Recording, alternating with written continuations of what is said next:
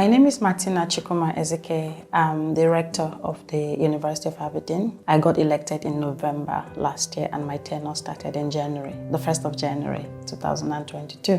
So my role as rector involves presiding over the university court, ensuring that concerns raised by students are addressed, and also ensuring that the student representative within the courts are given a fair chance to have their views just like every other member of court. I also work along the University Student Association and their chief executive just to ensure that every issue that are raised by students are brought to the fore and raised accordingly with relevant departments within the university. I'm not just here for students, I also support staff members.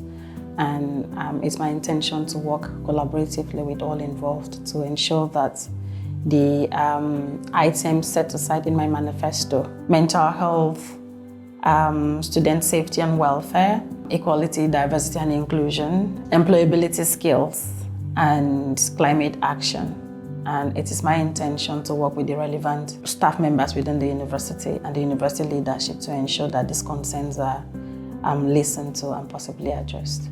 I have been inspired by so many people, but the person who stands out for me and I would like to focus on is my sister-in-law. Her name is Mrs. Glory Ada Abang. She got married at a very young age and they were a young couple themselves. But she has been a mother to me in all regards. She's been there during my trials, she's been there during my triumphs. She's been my cheerleader when I'm doing well, and she's been my butt kicker when I'm not doing so well. You know, so she is an embodiment of patience. She just has a way of lifting me up when things don't go well. But then when things are well, she knows how to shout at the rooftops to celebrate, you know, my successes.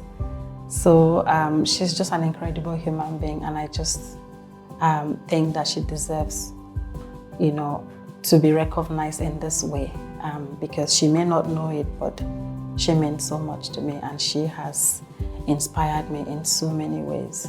She is like a fountain of love.